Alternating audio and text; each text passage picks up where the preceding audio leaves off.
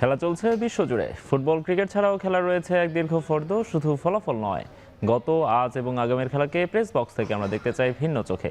সেই দেখাটাই দেখতে পাবেন এখন মাঠে। সঙ্গে আছে আমি নুমান আব্দুল্লাহ।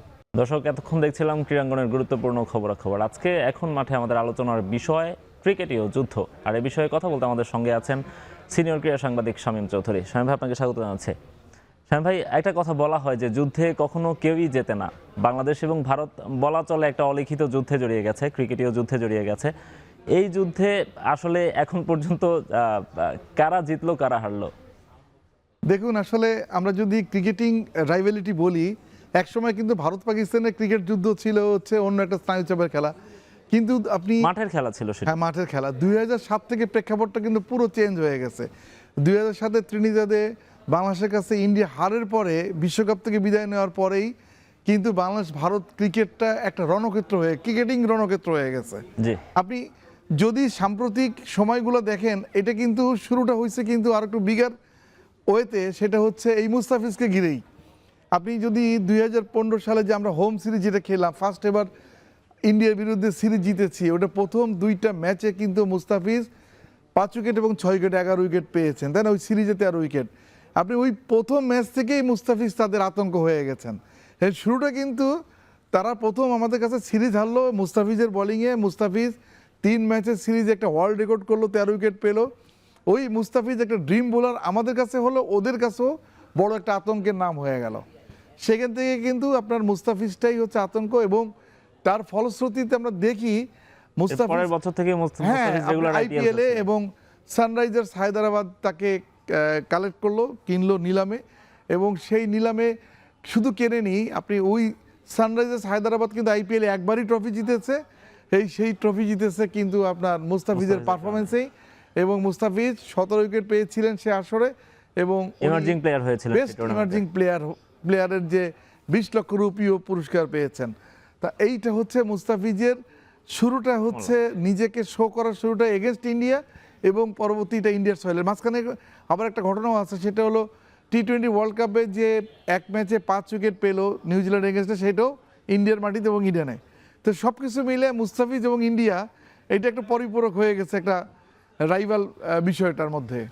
রাইট, সেই মুস্তাফিজকে নিয়েই এখন যুদ্ধটা শুরু, যে যুদ্ধটা এখন চলছে। মুস্তাফিজ থেকে এখন বিষয়টা হচ্ছে ন্যাশনাল ইস্যু হয়ে দাঁড়িয়েছে। সেখান থেকে হচ্ছে বাংলাদেশের বিশ্বকাপ বয়কট করা, যে ঘটনা প্রবাহগুলো ঘটলো গত 2 দিনে, এখান থেকে বাংলাদেশ যে সিদ্ধান্তটা নিয়েছে, এই সিদ্ধান্তটা বাংলাদেশের জন্য বলা হচ্ছে একটা ঐতিহাসিক সিদ্ধান্ত। প্রথমবার বাংলাদেশ সম্ভবত ভারতের চোখে চোখ রেখে এভাবে কথা বলল, ক্রিকেটিং অ্যাসপেক্ট থেকেও যদি বলি। তো সেক্ষেত্রে বাংলাদেশের জন্য এই সিদ্ধান্তটা আসলে কেমন প্রভাব পড়তে পারে ক্রিকেটিং রিলেশনশিপে, আইসিসিতে, বাংলাদেশের ক্রিকেটিং পার্সপেক্টিভ থেকে আর কি? আমরা শুরু থেকে দেখে আসছি, আপনি খেয়াল করে দেখবেন যে বাংলাদেশের টেস্ট স্ট্যাটাসের পেছনে কিন্তু বিসিসিআর বিশাল একটা অবদান ছিল। ওটা জগবন ডালমিয়া সরাসরি একটু ইনফ্লুয়েন্স করেছিলেন। পাকিস্তান ছিল প্রস্তাবক, ভারত সমর্থক, এবং বাংলাদেশ 2000 সালের 26শে জুন টেস্ট মর্যাদা পায়। এখানে ভারতের একটা বিশাল অবদান। ভারত বাংলাদেশের সাথে আমাদের প্রথম টেস্ট, অভিষেক টেস্টে তারা পার্টনারশিপ হয়েছে, সেটা আপনার 10ই নভেম্বর 2000 সালে আমরা ঢাকা স্টেডিয়ামে সেই টেস্টটা হয়েছে, তাই না? এখন ইন্ডিয়া কিন্তু আমাদের ক্রিকেটিং রিলেশনটা কিন্তু ইন্ডিয়ার সাথে আমাদের কিন্তু, আমি এখনও বলবো না যে সেটা শেষ হয়ে গেছে, এখনও সম্পর্ক বিদ্যমান। কারণ আপনি আমাদের যে বাইলেটারাল সিরিজগুলো দেখেন, এই বাইলেটারাল সিরিজের উপরে যে বিভিন্ন দেশের বোর্ড যে তাদের আপনার যে কর্মকাণ্ড পরিচালনা করে, একসময় যেটা ছিল এটা টিভি রাইটসের উপরেই এটা পুরোপুরি নির্ভর ছিল। এবং এই বাইলেটারাল সিরিজগুলো একটা ইন্ডিয়ার একটা পূর্ণাঙ্গ হোম সিরিজ পেলে যেই পরিমাণ টাকা যে কোনো দেশের ক্রিকেট বোর্ডের ফান্ডে জমা হয়, ওই টাকা দিয়ে কিন্তু 5 বছরের ক্রিকেটিং কর্মকাণ্ড তারা পরিচালনা করতে পারে। এবং বাংলাদেশের ক্ষেত্রে তা ব্যতিক্রম না। 2001 সাল থেকে যে এফটিভি চলছে আইসিসির, প্রতিটা আইসিসির এফটিভিতে কিন্তু ইন্ডিয়ার হোমের টেস্ট না খেলে, সিরিজ না খেলে, সেটা কিন্তু বাংলাদেশের মাটিতে খেলছে 2017 পর্যন্ত। এটা আমরা চলমান দেখেছি, এবং এই ধারাটা কিন্তু এখনও বহাল আছে। ইন্ডিয়াকে এইবার আমাদের যেটা আতিথ্য দেওয়ার কথা ছিল, সেটা ইন্ডিয়া আপনি গতবার ছিল সেটা বাইলেটারাল সিরিজ, সেটা একটা পরিস্থিতির কারণে তারা 1 বছর পিছিয়ে নিয়েছে। এই বছর সেপ্টেম্বর আসার কথা। এখন প্রশ্ন হচ্ছে যে আপনি মুস্তাফিজের ইস্যুটা কেন সামনে এলো? এটা কিন্তু একটা পুরোপুরি এটা একটা হচ্ছে আপনি একটা ধার্মিক একটা মানে ধর্মীয় দৃষ্টিকোণ থেকে বাংলাদেশের সাথে একটা যে এখন এটা কি শামীম ভাই শুধুই ধর্মীয় ব্যাপার ছিল? ওদের যে মন্তব্যগুলো আমরা দেখেছি সেখানে ইভেন তারা শাহরুখ খান কেন মুস্তাফিজকে কিনেছে সেজন্য শাহরুখ খানকে তারা গাদ্দার উপাধি দিয়েছে। মুস্তাফিজকে কেন তারা এত টাকা দিচ্ছে সেটা নিয়েও তাদের সমস্যা। মানে এবং বাংলাদেশি একজনকে কেন এত টাকা দেওয়া হচ্ছে এই ধরনের প্রশ্ন তারা তুলেছে। সুতরাং এটা তো জাতীয়তাবাদেরও সমস্যা, উগ্রবাদের ব্যাপারটা আমরা সবসময় বলে দেখুন আসছি। এর কিন্তু পাল্টা ব্যাখ্যাও দেওয়া আছে। সেটা হচ্ছে কি কংগ্রেসম্যান আপনার ভারতের এক প্রখ্যাত কংগ্রেসম্যান উনি কিন্তু তার ব্যাখ্যায় বলেছেন, পরিষ্কার করে দিয়েছেন, সেটা হচ্ছে কি আপনি যদি মুস্তাফিজকে না নিবেন, ইন্ডিয়া যদি অ্যালাউ না করতো, তাহলে শুরুতে প্লেয়ার্স ড্রাফটে তার নামটা দিলেন কেন? কোশ্চেনটা চলে আসে। প্লেয়ার্স ড্রাফটে দিয়েছেন, প্লেয়ার্স ড্রাফটে দিলে আপনি যে কোনো ফ্র্যাঞ্চাইজি তখন তাদের যে স্ট্রেংথ আছে সেই স্ট্রেংথ অনুযায়ী তার কোথায় ফিল আপ করতে হবে কোন প্লেয়ারকে দিয়ে, তারা কিন্তু সেই অঙ্কটা করেই আপনার নিলাম টেবিলে বসে। মুস্তাফিজকে নিলাম টেবিলে বসার আগে কিন্তু ক্যালকাটা নাইট রাইডার্স, তারপরে আপনার চেন্নাই এবং বেঙ্গালুরুর মধ্যে যে যুদ্ধটা হয়েছে, সবাই কিন্তু মুস্তাফিজকে পেতে চেয়েছে। কারণ দেখেন ইতিমধ্যে কিন্তু মুস্তাফিজের কয়েকটা রেকর্ড করেছে, যেটা হচ্ছে ইন্টারন্যাশনাল ক্রিকেটে ডট বলের রেকর্ড তার আছে এবং প্রথম বাঁহাতি পেসার হিসেবে 400 উইকেট তার টি-20-তে সেটাই আপনি কদিন আগেই হইলো। সেটা হচ্ছে কি আমি যেটা বলবো সেটা হলো কি ডট বল টি-20তে ডট বলটা একটা বিরাট ফ্যাক্টর। তার এভারেজটাও অনেক সুন্দর এবং ইকোনমি রেটটাও অনেক ভালো। নানা বিবেচনায় বিশেষ করে ডেথ ওভারের দুর্দান্ত বোলিং করতে পারেন। এই ডেথ ওভারের একটা বোলারও দরকার ছিল আপনার এই ক্যালকাটা নাইট রাইডার্সের। সব হিসাব বিবেচনা করেই তারা কিন্তু তাদের বেস্ট প্রাইস থেকে কিন্তু কয়েক গুণ বেশি বেড়ে তাকে 9,20,00,000 রুপিতে তারা কিনেছে। এখানে তাদের একটা বিশাল একটা নিশ্চয়ই তাকে নেওয়ার আগে দলের মালিক যে আপনার শাহরুখ খান, তার সাথে আলোচনা হয়েছে, টেবিলে যারা বসেছেন কোচ থেকে শুরু করে পুরো আপনার সাপোর্টিং স্টাফ যারা সেখানে ছিলেন টেবিলে, আলোচনা করেই তারা মুস্তাফিজকে নিয়ে। কিন্তু যেভাবে ভারতীয়রা মুস্তাফিজকে কেনার প্রতিবাদটা করলো, এই প্রতিবাদের ভাষাটা কখন হলো আপনি খেয়াল করে দেখেন। যখন আপনি টি-20 ওয়ার্ল্ড কাপটা এগিয়ে আসছে, আপনি আগে হচ্ছে আপনার টি-20 ওয়ার্ল্ড কাপ, তারপরে হচ্ছে আইপিএল, তাই না? তো টি-20 ওয়ার্ল্ড কাপ তারা নিজেরাই নিজেদের ফাঁদে পড়েছে। টি-20 ওয়ার্ল্ড কাপটা তাদের মাটিতে বাংলাদেশ খেলতে গেলে বাংলাদেশে আপনি নিজেও জানেন যে আর কিছুদিন পরে জাতীয় নির্বাচন হবে, 12 ফেব্রুয়ারি জাতীয় নির্বাচনের পরে একটা রাজনৈতিক সরকার ক্ষমতা আসবে। তখন তো তাদের তো বাইলেটারাল এগ্রিমেন্টগুলো ইন্ডিয়ার সাথে এখন যেটা আছে একটু শীতল অবস্থায়, সেটা হয়তো থাকবে না। সেটা আপনি অনেক ভালো সম্পর্ক হয়ে যেতে পারে, আবার আগের অবস্থায় ফিরে যেতে পারে। আপনি সেই পর্যন্ত অপেক্ষা করলো না, কোন জায়গাটা অপেক্ষা করলো? সারা আমাদেরকে সংখ্যালঘুদের উপর হামলা, বিভিন্ন কিছু এই অযৌক্তিক দাবি দিয়ে তারা এখন মুস্তাফিজকে ওইখানে ব্যান্ড করার প্রথম দাবি উঠালো। একটা সোশ্যাল মিডিয়া এবং একটা ডেমনস্ট্রেশনের উপর ভিত্তি করে মধ্যপ্রদেশে আন্দোলনটা হয়েছে, মধ্যপ্রদেশ যেখানে কিন্তু মুস্তাফিজের খেলার কথা না, খেলবে সে ক্যালকাটা নাইট রাইডার্সে, এবং ক্যালকাটা নাইট রাইডার্সের হোম ম্যাচগুলো সবই কিন্তু ইডেনে খেলা। এই জায়গাটা আপনার কত বড় একটা ডেডলক তৈরি করলো না, বাংলাদেশের জন্য কত বড় একটা ক্ষতি করলো। একটা ইমোশনের জায়গা তৈরি হয়ে গেছে। কারণ মুস্তাফিজকে যেদিন 9,20,00,000 রুপিতে বিক্রি হয়েছেন আইপিএল টেবিলে, সেদিন ছিল আমাদের বিজয় দিবস, এবং ওই দিনে আমাদের মনে হয় যে সবচেয়ে বড় সুসংবাদটা ছিল মুস্তাফিজের এত দামে বিক্রি হওয়াটাও। যদিও তার দলেই তার থেকেও বেশি টাকায় পাথিরানাকে তারা কিনেছে, তারপরেও কিন্তু আলোচনাটা কিন্তু মুস্তাফিজকে নিয়ে বেশি আসছে, তাই না? আমাদের যেহেতু একটাই মাত্র ক্রিকেটার রিপ্রেজেন্ট করে আইপিএলে, এবং তার প্রতি আমাদের টোটাল জিনিসটা। এবং আমাদের কিন্তু খেয়াল করে দেখবেন যে আইপিএলের ম্যাচের ভিউয়ারশিপ কিন্তু বাংলাদেশে অনেক বেশি। আপনি টেলিভিশন যখন আইপিএল হয় তখন আইপিএলের সবাই দেখে। তাহলে এই জায়গাটা আপনি আমাদের সেন্টিমেন্টে যখন ধাক্কা দিলেন, চারদিক থেকে দাবি উঠছে যে আইপিএলে বাংলাদেশের টেলিভিশনগুলোকে সম্প্রচার বা আইপিএল যারা সম্প্রচার করে ওই সময়টা আমরা আইপিএল দেখবো না, এমন একটা নির্দেশনা তথ্য মন্ত্রণালয় থেকে চলে আসছে। বিষয়টা কি দাঁড়াচ্ছে যে আপনি এক মুস্তাফিজকে ঘিরে কিন্তু অনেক কিছু হচ্ছে। আপনি এক মুস্তাফিজের কারণে ভারতীয়রাই অনেক বেশি ক্ষতিগ্রস্ত হচ্ছে। যদি আইপিএল এর রাইটসটা বন্ধ হয়ে যায়, যদি আইপিএল খেলাটা বাংলাদেশের দর্শকরা দেখা বন্ধ করে দেয়, নিশ্চয়ই তাদের রাইট হোল্ডাররা সেটি মানতে চাবেন না, বা তাদের যারা স্পন্সররা আছেন তারাও নিশ্চয়ই আইপিএল কে আয়োজক যারা আছেন তাদেরকে প্রেসারে রাখবেন। হ্যাঁ, তা তো অবশ্যই। আপনাকে সেটা হচ্ছে যেহেতু আমাদের বাংলাদেশের ভিউয়ারশিপটা অনেক বেশি, এইখানে ইন্ডিয়ান পণ্য অনেক বেশি বিক্রি হয়, সুতরাং আপনার তাদের পণ্যগুলোকে যে তারা যে ব্র্যান্ডিং করছে সেই জায়গাগুলো তারা ধাক্কা খাবে, একটা বিরাট ব্যাপার এটা। আর দ্বিতীয় আর একটা হচ্ছে আপনি যেটা বললেন যে এখন তো আপনি সরকার বাধ্য হয়েছে যে একটা সিচুয়েশনে একটা মুস্তাফিজকে নিয়ে এমন একটা পজিশন নিয়েছে, এবং যেটা হচ্ছে সরাসরি হচ্ছে সরকার চাপ দিয়েছে হচ্ছে বিসিসিআই মানে তো সরকার, বিসিসিআই চাপ দিয়েছে হচ্ছে ক্যালকাটা নাইট রাইডার্সে, এবং ক্যালকাটা নাইট রাইডার্সে বাধ্য হয়েছে আপনার ডিসিশনটা নিতে। ডিসিশনটা নিতে, তাই না? যে মুস্তাফিজকে আপনি প্লেয়ার লিস্ট থেকে বাদ দিচ্ছে। কখন বাদ দিলেন আপনি? যখন তাকে নিয়েছেন তখন তার কিন্তু অ্যাভেলেবিলিটি তারা পরীক্ষা করছে, কোন কোন ম্যাচ তারা খেলতে পারবে না। ক্রিকেট বোর্ড থেকে, বাংলাদেশ ক্রিকেট বোর্ড থেকে তারা কিন্তু এনওসি মুস্তাফিজে নিয়েছে, যে মুস্তাফিজ যে মাঝখানে কয়টা দিন খেলতে পারবে না, কয়টা ম্যাচ মিস করবে আইপিএল এর, সেটাও এই তারা শর্ট আউট জানতো। করা আছে তাদের। সুতরাং আপনি সব দেখে শুনে মুস্তাফিজকে নিলেন এবং বিসিবি থেকে এনওসি দেওয়া হলো। আপনি কি বলেন যে একটা ছেলের এনওসি হয়ে গেল, উনি ইন্ডিয়া খেলতে যাবেন, ঠিক সেই মুহূর্তে তাকে আপনি বাদ দিলেন? বিষয়টাকে একটা দেশের জন্য কত অবমাননা করেন না, একটা ইসের জন্য, মানে একটা প্রতিহিংসা পরায়ণতার চরম একটা দৃষ্টান্ত দেখালো, যেটা আসলে কিন্তু এই জিনিসটা কেউ কামনা করেন এই বিসিআই সিসিএ। অবশ্যই, এবং সেই মুস্তাফিজ থেকেই পরবর্তীতে যেই সব ঘটনা প্রবাহ আমরা দেখলাম, সেখান থেকে বাংলাদেশ তাদের দেশে না যাওয়ার সিদ্ধান্ত, এবং বাংলাদেশের বিশ্বকাপ বয়কটের মতো, মানে বিশ্বকাপ ভারতে বয়কট করার মতো সিদ্ধান্ত বাংলাদেশ নিয়েছে। আমি যেটা জানতে চাচ্ছি শামীম ভাই, যে এই সিদ্ধান্তটা বাংলাদেশের জন্য কতটা জরুরি ছিল? দেখুন, একটু আমি বলবো যে সিদ্ধান্তটা হয়ে সিদ্ধান্ত গেছে। নেওয়ার ক্ষেত্রে বিসিবির জন্য সিদ্ধান্তটা নেওয়া কতটা কঠিন ছিল আসলে? বিসিবির জন্য সিদ্ধান্তটা হয়েছে কি, আপনি এইটাও নিশ্চয়ই এখানেও তবে রাষ্ট্রীয় পর্যায়ের কিছু আপনার নির্দেশনা আছে। আপনি যদি আপনার টিমকে ইনসিকিউর ফিল করেন, ফাইনালি কিন্তু একটা টিম বা কেউ যদি আপনার কোনো দেশে ট্রাভেল করে সরকারিভাবে, তাহলে কিন্তু একটা গভর্নমেন্ট অর্ডার লাগে, অর্থাৎ আপনাকে জিও নিতে হয় মন্ত্রণালয় থেকে। তা আপনার যে সিচুয়েশনটা এমন যে আছে, এক মুস্তাফিজ যদি অনিরাপদ হয়, নিশ্চয়ই আমাদের পুরো টিমটাই অনিরাপদ। আচ্ছা, পুরো টিমটা যদি অনিরাপদ হয়, তাহলে আপনি টিমটা পাঠাবেন কেন ইন্ডিয়ার মাটিতে?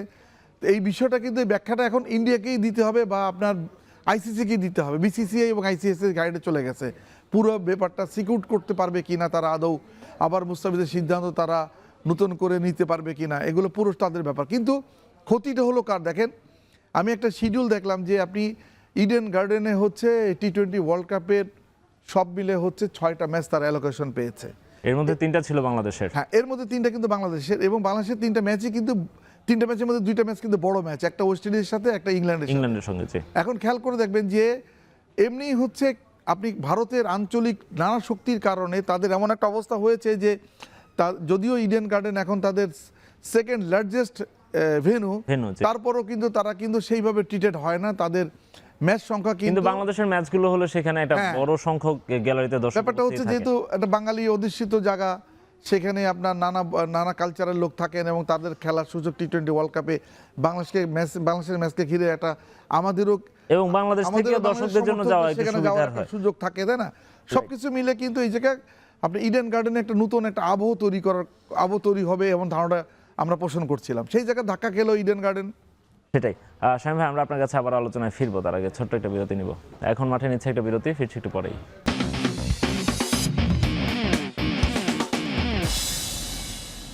বিরতির পর ফিরে এলাম, দেখছেন এখন মাঠে।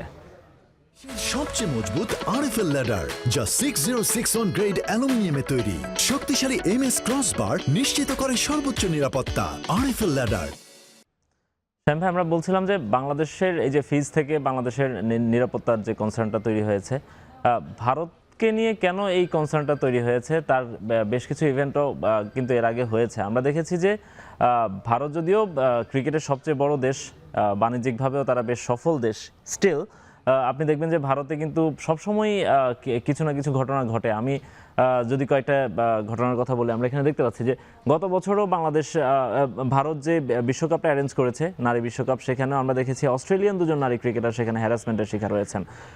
বাংলাদেশেও কিন্তু একবার 2024 সালে যখন কানপুর টেস্ট খেলতে গিয়েছিল, সেখানে বাংলাদেশের হোটেলের সামনে ভারতীয়রা অবস্থান নিয়েছিল এবং তারা বিক্ষোভ করেছিল। বাংলাদেশের দলের জন্য কিন্তু বাংলাদেশের সিকিউরিটির জন্য একটা বড় হুমকি ছিল সেটি।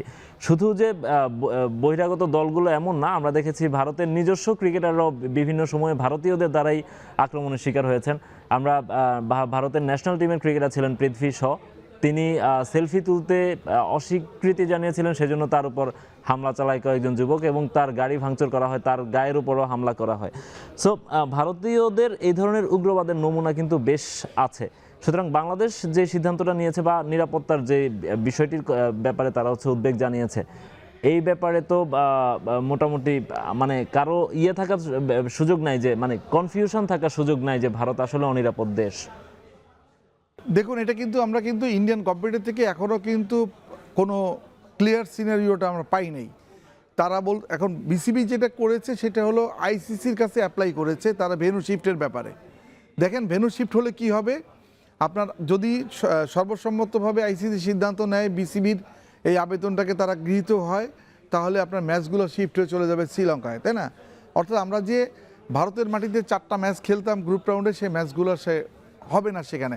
এটা কিন্তু নতুন কিছু নেই, এই বিশ্বকাপটাও কিন্তু হাইব্রিড মডেলের হচ্ছে, তাই না? হাইব্রিড মডেলের বলেই আপনি টি-20 ওয়ার্ল্ড কাপটা 2টা দেশ হোস্টিং করছে। এখন আপনি এই হাইব্রিড মডেলে কিন্তু আপনার এটা 2020 সাল থেকে দেখলাম যে এটা হাইব্রিড মডেলে এশিয়া কাপ হাইব্রিড মডেলে যাওয়ার একটা কারণ কিন্তু এই ভারতের সঙ্গে সম্পর্কের না ওইটা তখন ছিল সম্পর্কটা শুধুমাত্র পাকিস্তানের সাথে তাদের বৈরী সম্পর্ক, যে সম্পর্কের কারণে পাকিস্তানের যে সীমান্ত এলাকায় তাদের সাথে নানাবিধ সংঘর্ষ, সেইটাকে নিয়েই ছিল পেহেলগাম ট্র্যাজেডি, যে কারণে পাকিস্তানিরা ভারতে না যাওয়ার এবং সেটা কিন্তু শুধুমাত্র ছিল পাকিস্তানের সাথেই তাদের বৈরী সম্পর্কটা, যেই কারণে হচ্ছে পাকিস্তান যেহেতু আইসিসি বা এসিসির মেগা ইভেন্টগুলোতে খেলে, ওই ম্যাচগুলো পাকিস্তানকে হোস্টিং দিবে না বা পাকিস্তানের মাঠে যে ভারত খেলবে না বলেই তারা তৃতীয় ভেন্যুকে তারা বেছে নিয়েছে। আপনি খেয়াল করে দেখবেন দুবাইতে কিন্তু এশিয়া কাপের বেশ কতগুলো আসর রয়েছে অনলি বিকজ অফ এই ভারত পাকিস্তানের বৈরী সম্পর্ক, নিরপেক্ষ ভেন্যু হিসেবে দুবাইকে বেছে নিয়েছে। আপনার আবার এশিয়া কাপ ভারত শ্রীলঙ্কাতেও হয়েছে, তাই না? এমন একটা পাকিস্তান শ্রীলঙ্কাতে হচ্ছে, এমন অবস্থার সিচুয়েশন তৈরি করছে ভারত। এখন বাংলাদেশের ক্ষেত্রে যদি এটা হয়, এখন ক্ষতিটা কার হবে? দেখেন আইসিসি কিন্তু টি-20 বিশ্বকাপের একটা মার্কেটিং করে ফেলছে। টি-20 বিশ্বকাপে কিন্তু আপনার প্রাইজ মানি অনেক বড়, এবং এই বিশ্বকাপ থেকে কিন্তু আইসিসির অনেক বড় রেভিনিউ হয়, যে রেভিনিউটা পরবর্তীতে আপনি বিভিন্ন পূর্ণ সদস্য এবং সহযোগী সদস্যদের মধ্যে তারা বন্টন করে, ক্রিকেট ডেভেলপমেন্টে বন্টন করে। এখন খেয়াল করে দেখবেন যদি ভেন্যুটা শিফট হয়ে যায়, আমাদের এই ম্যাচগুলো ছিল কিন্তু সবই কিন্তু ডে নাইট ম্যাচ। আপনার শ্রীলঙ্কাতে গেলে শ্রীলঙ্কার এমন জায়গায় স্টেডিয়াম আছে যেখানে কিন্তু আপনাকে ডে নাইট ম্যাচ আয়োজন করা কঠিন হয়ে যায়। যেমন এসএসসির কথা বলছি, যদি সিঙ্গলে স্পোর্টস গ্রাউন্ডে হয় তাহলে হবে না। এইখানে কিন্তু আপনার মিডিয়া রাইটসের একটা বিরাট ব্যাপার থাকে, যে মিডিয়া রাইটস আপনি এই সময় শিডিউলটা এই মাঠে হবে, ক্রাউডও ইম্প্যাক্ট করে, ক্রাউডের সংখ্যাটাও ইম্প্যাক্ট হয়, আবার রাতারাতি প্রযুক্তিগত ব্যাপার। তারপরে হচ্ছে তাহলে আপনার যারা হচ্ছে আপনার মিডিয়া রাইটস পেয়েছে, টিভি রাইটস যাদের আছে, তাদের যে রিলোকেশনটা করা, এটাও কিন্তু বিরাট একটা ব্যাপার হয়ে যাবে। আপনার সব কিছুতে এখন আইসিসিকে বড় ধরনের একটা ভাবনায় পড়তে হবে, এটা কিন্তু খুবই স্বাভাবিক। প্লাস হচ্ছে এটা কিন্তু এমন একটা সিচুয়েশন, তারা কিন্তু বাংলাদেশকে বাদ দিয়েও এই টুর্নামেন্টটা করতে পারবে না আইসিসি। তাহলে কি দাঁড়াচ্ছে, বাংলাদেশ যদি পার্টিসিপেন্ট না করে সেহেতু কিন্তু তাদের একটা যে রেভিনিউ শেয়ারিং অফারটা বিসিবি বঞ্চিত হবে, এমন হতে পারে, ওইখানে দণ্ড হইতে পারে। কিন্তু যেহেতু তারা পারবে না বাংলাদেশকে নিয়ে খেলবে, তাহলে নতুন করে তাদের এই মডেলটা করতে হবে, যে এই হাইব্রিড মডেলে বাংলাদেশকে কীভাবে ফেলা যায়, এই শিডিউলটা রিশিডিউলিং করতে হবে। অর্থাৎ যে আপনি যে শিডিউল তৈরি হয়েছে, এই শিডিউল অনুযায়ী কিন্তু টিকিটও ছাপানোর কথা। এক হচ্ছে প্রিন্টিং টিকিট, অনলাইন টিকিট, সব অ্যারেঞ্জমেন্ট কিন্তু এইভাবে, সিকিউরিটি থেকে শুরু করে সকল সবকিছু নিয়ে একটা বড়সড় ধাক্কা পোহাতে হবে আইসিসি কে। শামীম ভাই, আরেকটা ব্রেকিং নিউজ মাত্রই আসলো, সেটি হচ্ছে যে বাংলাদেশে আইপিএল সম্প্রচার বন্ধের সিদ্ধান্ত নিয়েছে তথ্য ও সম্প্রচার মন্ত্রণালয়। অবশ্যই অনেক বড় সিদ্ধান্ত নিতে হয়েছে তাদেরকে, অনেক বড় একটা নিউজ। আমরা যে ইম্প্যাক্টের কথা বলছিলাম, যে ধাক্কাটা খাবে বলছি ভারতীয় ক্রিকেট, সেটি মনে হয় প্রাথমিক ধাক্কাটা তারা খেয়ে ফেললো অলরেডি। এই সিদ্ধান্তটাকে আপনি কিভাবে দেখবেন? আমি আর আপনি কিন্তু একটু আগে এই বিষয়টা আলোচনা করছিলাম, সেটা হচ্ছে যে আপনার যদি মুস্তাফিজকে আইপিএলে না নেওয়া হয় এবং যদি যে সিচুয়েশনটা তৈরি করা হয়েছে, তাহলে আইপিএলের ভিউয়ারশিপ বাংলাদেশে কেন নিবে, বাংলাদেশের ভিউয়ারশিপ কেন তারা আশা করবে, কোন যুক্তিতে আশা করবে? এটা কিন্তু প্রশ্নই ছিল, এবং এটা কিন্তু জনমনে এইটাই আইপিএল বর্জন করো। তো আইপিএল বর্জন করো মুখ দিয়ে কিন্তু এটা কিন্তু একটা সোশ্যাল মিডিয়ার মাধ্যমে দেখেন বা বিভিন্ন পত্রপত্রিকা, অনলাইন, টেলিভিশন নিউজ দেখেন, এই জিনিসটা কিন্তু প্রাধান্য পাচ্ছে। তাহলে সেই ক্ষেত্রে এটা চোখে চোখ রেখে ভারতের সাথে কথা বলার একটা মাধ্যম ক্রিকেট কিন্তু এখন দিয়েছে। এখন দেখা যাক, আসলে সব সিচুয়েশন তো একরকম থাকে না, এখান থেকে কিন্তু সিচুয়েশন উন্নতি হইতে পারে। আবার পলিটিক্যাল গভর্নমেন্ট আসলে তখন ভারতের সাথে আবার বাইলেটারাল এগ্রিমেন্টগুলো হতে পারে, নতুন করে ভালো হতে পারে সম্পর্ক, তখন হয়তো বা আপনি যে অবস্থা এখন আছে এই অবস্থা নাও থাকতে পারে। সেটাই। তারপরেও ভারতীয় একজন বলছিলেন যে বাংলাদেশের সঙ্গে যে সম্পর্কের অবনতিটা হলো সেটার দায় কিন্তু ভারতকেই নিতে হবে, এবং এই যে ক্ষতিটার মুখে তারা পড়তে গেল সেটার দায়ও নিশ্চয়ই ভারতকেই নিতে হবে। হ্যাঁ দেখুন, এটা কিন্তু পরিস্থিতি তৈরি করছে তারা, আমরা তো করি নাই। রাইট। আমাদের প্লেয়ারকে যদি তারা না কিনতো আমাদের করার কিছু ছিল না তো। আমরা তো বড় জোর বিল আপ করতে পারতাম যে মুস্তাফিজের মতো একটা লোক ছেলেকে তারা কিনলো না, এটাই আমরা বলতাম। কিন্তু এইখানে কিন্তু আপনি কোনো কিছু প্রেশার করতে পারতেন না। কিন্তু এখন তারা যেই সিচুয়েশনটা তৈরি করেছে মুস্তাফিজ ইস্যু করে, আপনার বিসিসিআই চাপ দিয়েছে হচ্ছে KKR-কে, অর্থাৎ বিসিসিআই কি কিন্তু আমি রাষ্ট্রেরই একটা সংস্থা মনে করব। সুতরাং এই বিষয়টা কিন্তু অন্যদিকে চলে গেছে, অর্থাৎ ভারত সরকার সরাসরি এই বিষয়টাকে হ্যান্ডেল করছে, এটা বলবো। তো এখন এই সিচুয়েশন যদি তারা যদি করতে পারে, আমাদের সরকারও তো একই কাজটা করতে পারে, অবশ্যই করতে সেটাই পারে। করেছে এবং আমাদের বাংলাদেশের মান, বাংলাদেশের সম্মান এবং বাংলাদেশের ক্রিকেটারদের নিরাপত্তা সবকিছুকেই অবশ্যই বাংলাদেশের সরকার প্রাধান্য দেবে এবং সেই অনুযায়ী তারা সিদ্ধান্ত নেবে, সেটাই যৌক্তিক এবং সেটাই স্বাভাবিক। শামীম ভাই, আপনার কাছে আমরা আবারও ফিরবো, তার আগে আরেকটা বিরতি নিব। এখন মাঠে নিচ্ছি আরও একটা বিরতি, ফিরছি একটু পরেই।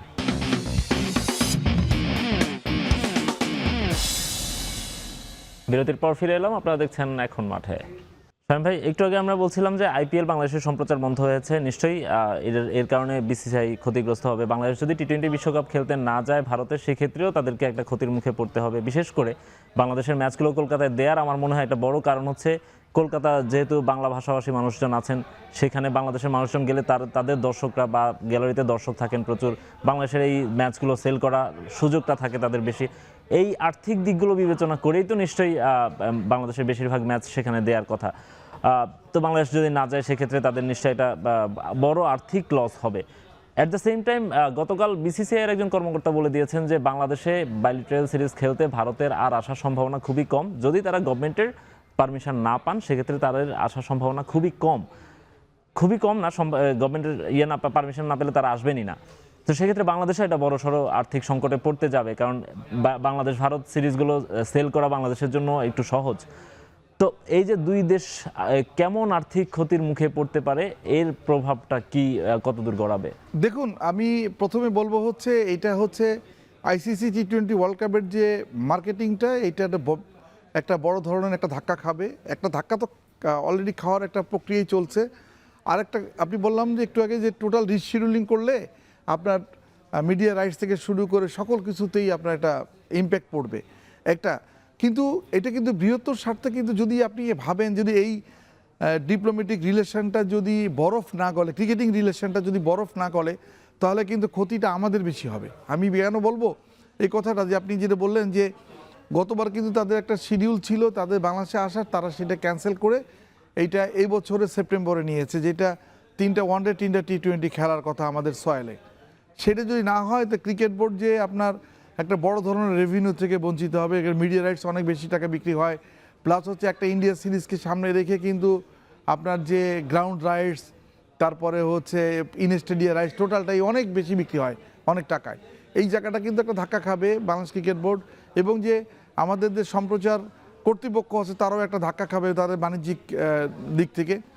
আপনি আরও বেশ কিছু বিষয় আছে, সেটা হচ্ছে শুধু বাইলেটারাল এগ্রিমেন্ট না, আপনি নেক্সট FTV তৈরির ক্ষেত্রেও কিন্তু একটা সমস্যায় পড়বে, যে যদি ইন্ডিয়া আপনার কমিটেড হয় বাংলাদেশের মাটিতে খেলবে না, তাহলে কিন্তু বাংলাদেশকে তার আতিথ্য দিবে না, তাহলে FTV কিন্তু নতুন করে করতে হবে। অর্থাৎ আপনি এই FTVটা কিন্তু আপনার 27-এ শেষ হচ্ছে, এরপরে আপনার নতুন একটা FTV করলে সেই FTVতে আমাদের অবস্থানটা কি হবে সেটা কিন্তু স্পষ্ট হবে না, একটু কঠিন হবে। সব কিছু মিলে আবার ICC টেস্ট ফান্ডের একটা টাকা কিন্তু আমরা নিয়মিত পেয়ে থাকি। যদি বাংলাদেশকে ওরা অনেকবার চেষ্টা করেছে ICC যে টেস্টের সেকেন্ড টায়ারে নেওয়ার জন্য, টেস্টের সেকেন্ড টায়ারে নিয়ে গেলে কিন্তু আমরা কিছু পাবো না। আমরা শুরুতে আপনার ICC টেস্ট চ্যাম্পিয়নশিপের টেস্ট ফান্ডের টাকাটা শুরুতে প্রতি বছর $32 বিলিয়ন করে পেতাম, এখন আমরা পাচ্ছি হচ্ছে 27 বিলিয়ন সামথিং পাচ্ছি এখন প্রতি বছর। এটা কিন্তু ক্রিকেট বোর্ডের টোটাল রেভিনিউর মধ্যে কিন্তু সবচেয়ে বড় হচ্ছে আয় হচ্ছে এইটা, কারণ আপনি বাকি সব খাত মিললেও আপনি $7 বিলিয়ন হয় না, আর ওই একটা খাত থেকেই আমরা পাচ্ছি হলো $27 বিলিয়ন।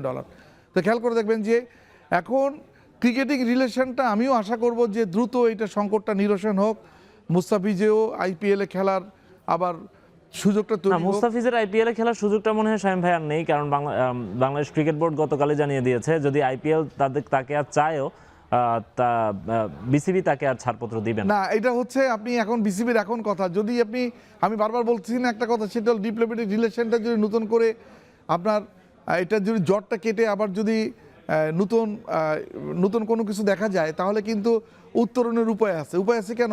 আইপিএলটা হচ্ছে আপনার অনেক পরে, টি-20 ওয়ার্ল্ড কাপটা আগে, আইপিএল কিন্তু এপ্রিলে। আপনি খেয়াল করে দেখবেন যে সুতরাং আপনি এখন থেকে কিন্তু আরও 3টা মাস সময় পাবেন ভাবনা চিন্তার অনেক কিছুতে। সুতরাং আমি বলবো না যে এখনই সব সম্পর্ক শেষ হতো। তাহলে যদি এই অবস্থা যদি থাকে, আমরাও যদি আমাদের জায়গায় কমিটেড হই, তারাও যদি তাদের জায়গায় কমিটেড হয়, তাহলে দুই দেশের ক্রিকেটিং সম্পর্কটা যদি অবনতি ঘটতেই থাকে তাহলে রিলেশনটা কি হবে? পাকিস্তান আজকে যে পাকিস্তানের ক্রিকেটকে আজকে যে একঘরে করে ফেলা হয়েছে, সেই ধরনের করার ষড়যন্ত্র কিন্তু ইন্ডিয়া বাংলাদেশকে করতেছে। এবং সেটা কেন যেন আমার মনে হচ্ছে সেই পরিস্থিতিতে তৈরি না হোক, এটাই সবার কামনা। তবে আমার কাছে কি মনে হয় শামীম ভাই, পাকিস্তানকে যেভাবে একঘরে করে ফেলেছে আপনি বলছেন, ভারতের কি সেই আধিপত্য বা সেই মোড়লগিরি দেখানো উচিত? মানে সেটাই কি হওয়া উচিত? সেটা তো নিশ্চয়ই হওয়া উচিত না। অবশ্যই দেখেন, আইসিসিকে আপনি ফিফা যখন তখন ফিফার কিন্তু এম্বার্গেশন কিন্তু ইন্ডিয়া পেয়েছে, তাই না? ফিফার এম্বার্গেশন কিন্তু অনেক বড় বড় কান্ট্রি পাচ্ছে, কিন্তু আইসিসি কিছু করতে পারছে না। কারণ আইসিসি একটা হিসাব করে দেখছে তাদের যে টোটাল যে রেভিনিউটা তার অ্যারাউন্ড 70%-এর বেশি আসে হলো ইন্ডিয়ান মার্কেট থেকে। সুতরাং তারা ইন্ডিয়াকে বৈরী কোনো পরিস্থিতিতে ফেলতে চায় না, তাদের বিরুদ্ধে কোনো শক্ত সিদ্ধান্ত নিতে পারে না। অনেক ঘটনা ঘটেছে, যেই ঘটনাগুলোতে কিন্তু বিসিসিআইকে ব্যান করার মতো ঘটনাও ছিল, কিন্তু সেগুলো তারা কখনোই কিন্তু তারা সেটাকে অ্যালাউ করে না। আপনি খেয়াল করে দেখবেন এখন আইসিসির প্রেসিডেন্ট কিন্তু হচ্ছে এই জয় শাহ, যিনি হচ্ছে ভারতের যে কেন্দ্রীয় স্বরাষ্ট্র মন্ত্রী অমিত শাহর ছেলে। অর্থাৎ বিজেপি এবং ভারত সরকার তারাই কিন্তু চালায়। আপনি এখন আইসিসিতে যে কি হবে, এখন আইসিসি বিসিসিআই যে সিদ্ধান্ত নিতে পারবে না, আইসিসি সেই সিদ্ধান্ত নিতে পারবে না। এখন পরিপূরক হয়ে গেছে, বিসিসিআই হচ্ছে আইসিসির থেকে বড় প্রতিষ্ঠান হয়ে গেছে। এই ক্ষেত্রে আপনি খেয়াল করে দেখবেন যে আপনি পাকিস্তানে অস্ট্রেলিয়া খেলছে, তারা বলছে নিরাপদ। পাকিস্তান ইংল্যান্ড খেলছে, তারা বলছে নিরাপদ। যারা হচ্ছে সবচেয়ে কিছু ছুতো পেলেই যারা এখানে অনেক এইটাকে অনেক বড় করে ফেলে, তিলে তাল করে ফেলে, তারা বলছে নিরাপদ। ওয়েস্ট ইন্ডিজ খেলছে, সাউথ আফ্রিকা খেলছে, পৃথিবীর সব দেশ পাকিস্তানে খেলছে, কিন্তু ইন্ডিয়া খেলবে না। 2005 সালের পর থেকে আজও পর্যন্ত ইন্ডিয়ার সয়েলে পাকিস্তান কোনো বাইলেটারাল সিরিজ খেলে নাই। আমার ভালো করে খেলা আছে, একবার আপনার ইন্ডিয়াতে আপনার ভূমিকম্পে বেশ কিছু ক্ষতিগ্রস্ত হলো, তখন কিন্তু সরাসরি পাকিস্তান টিমের শহীদ আফ্রিদি থেকে শুরু করে অনেকে বলছিল যে আমরা ইন্ডিয়ার মাটিতে যে আমরা একটা প্রীতি ম্যাচ খেলি, এই ম্যাচে ফান্ডে যে টাকা আসবে এইটা ওই দুর্গত এলাকার জন্য দেওয়া হোক। সেইটাও কিন্তু সেই আপিলটাও ইন্ডিয়া আলো করেনি। সবসময় ইন্ডিয়া আমার মনে হয় যে একটা মোড়লগিরির বা এই ধরনের একটা চেহারা দেখিয়েছে ক্রিকেট বিশ্বকে, এবং সবসময় আমি বলবো যে কিছুটা সংকীর্ণ মনতাও তারা দেখিয়েছে। শামীম ভাই, আপনার কাছে আমরা আবারও ফিরবো, তার আগে একটা বিরতি নিব। এখন মাঠে নিচ্ছে আরও একটা বিরতি, ফিরছি একটু পরেই।